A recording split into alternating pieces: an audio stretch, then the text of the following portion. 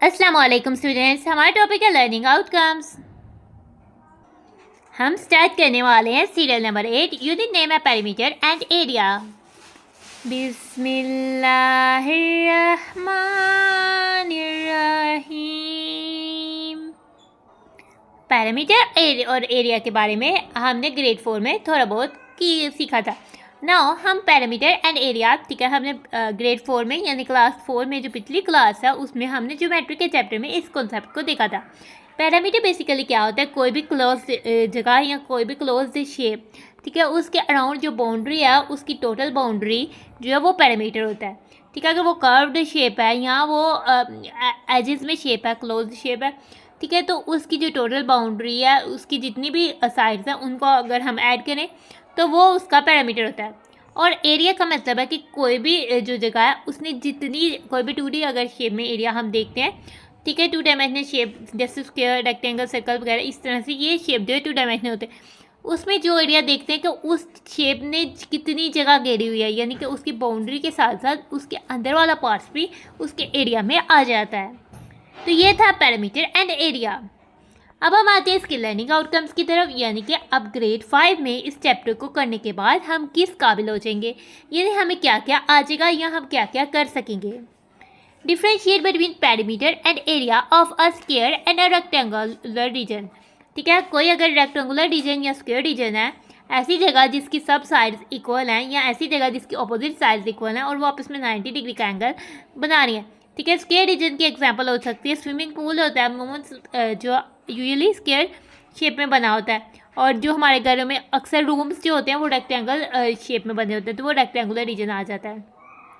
हम डिफरेंस फ़र्क बता सकेंगे कि किस तरह से एरिया जो पैरामीटर है वो स्क्वायर रीजन का अलग होता है और रेक्टेंगुलर रीजन का अलग होता है, क्योंकि जो स्क्वायर है उसकी सब साइड्स की मेजर एक होती है। अगर एल एक साइड की मेजर है तो L plus L plus L plus L 4L हो जाएगा, लेकिन रेक्टेंगुलर में 2 साइड लेंथ होती हैं और 2 साइड विड्थ होती हैं, तो L plus W plus L plus W 2L plus 2W हो जाता है। इस तरह से इनका पैरामीटर डिफरेंस हो जाता है। ठीक है, तो वो आप बता सकोगे।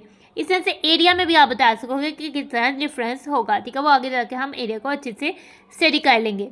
Identify the units for measurement of parameter and area. आप पहचान सकोगे कि पैरामीटर के लिए कौन से यूनिट्स है और एरिया के लिए कौन से यूनिट है।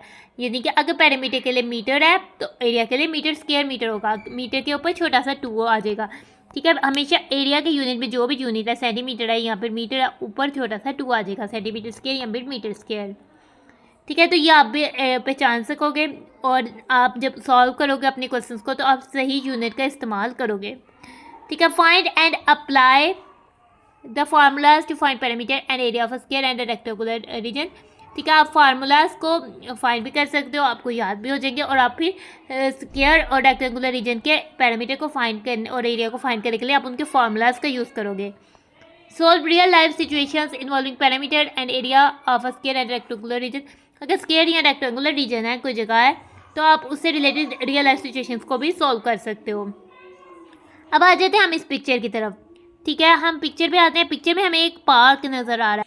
ठीक है, इस पार्क में हमें पूल भी नज़र आ रहा है जिसमें बहुत सारी फिश है, और हमें इसमें क्या कहते हैं स्क्वायरल यानी रैबिट्स और ये चिकन और हैन भी नज़र आ रही है, और गिलहरी यानी स्क्वायरल भी नज़र आ रही है। ठीक है, तो अब हम आ जाते हैं अपने स्टेटमेंट की तरफ। हमसे क्या पूछ रहा है। ठीक है, वुडन फैंस होती है, बार होती है जो लकड़ी लगाई जाती है किसी भी चीज़ की को अंदर आने की रुकावट बनाने के लिए या प्रोटेक्शन के लिए जो लगाई जाती है उसको हम बार कहते हैं और उसको हम फेंस कहते हैं। ठीक है, wooden fence is to be fixed around a rectangular park की जो ग्राउंड में शेप बनती है वो रेक्टेंगल शेप बनती है। ठीक है, तो हमने वुडन फेंस जो है पार्क के अराउंड जो है वो लगानी है। If you now the length and width of the park, अगर आप जानते हो कि पार्क की लेंथ और विड्थ क्या है, how can you find the required length of the fence, तो आप किस तरह से फाइंड करोगे कि रिक्वायर्ड लेंथ कितनी जो है फेंस जो है वो लगेगी, तो आपने उस प्रोसेस को बताना है। ठीक है, तो अब हम आंसर की तरफ आ जाते हैं। ठीक है, ये जैसे कि ये पार्क में है, ठीक है, ये इस तरह से वुडन फेंस है। ठीक है, लकड़ी की आपने फेंस बाहर लगानी है ताकि कोई और जानदार या कोई खतरा पहुँचाने वाली चीज़ जो है वो पार्क के अंदर ना आ जाए। ठीक है, और उसकी बाउंड्री भी क्लियर हो जाए। ठीक है, पार्क जो है बेसिकली रेक्टेंगल शेप में है। ठीक है, ये उसकी लेंथ है अपोजिट साइड में और ये अपोजिट साइड में उसकी विड्थ है। ठीक है, अगर हम कहते हैं कि हमें पता है कि जो पार्क की लेंथ है वो L है और पार्क की विड्थ जो है वो W है। Then the required length of the fence, fence कितनी लगेगी? अगर हम इधर से लगाना शुरू करें फेंस, ये L यानी वो फेंस L जितनी भी है, L मीटर है, L मीटर लगेगी या मीटर में या सेंटीमीटर में जिसमें भी है या किलोमीटर में, तो L जो है और साथ इधर भी फेंस लगेगी W हो जाएगा। हम ऐड कर लेते हैं, फिर साथ इधर भी फेंस लगेगी, बाहर इधर भी तो लगेगी प्रोटेक्शन के लिए, उसको पूरा पार्क को कवर करना है, और इधर भी लगेगी तो ये W हो जाएगा। अब हम इसको रेंज कर लेते हैं, L को इकट्ठे कर लेते हैं, L प्लस W हो जाएगा, L प्लस L हो जाएगा 2L। ठीक है, हम जो L है इसको हम एज अ वेरिएबल यूज़ करेंगे। ठीक है, जिसके साथ कोई नंबर नहीं होता उसके साथ 1 होता है, 1L प्लस 1L। L को हम यूनिट की तरह सेम वही लिखेंगे, वो वैसे ही आएगा, और 1 प्लस 1 2L हो जाएगा। इस तरह से W प्लस W भी 2W हो जाएगा।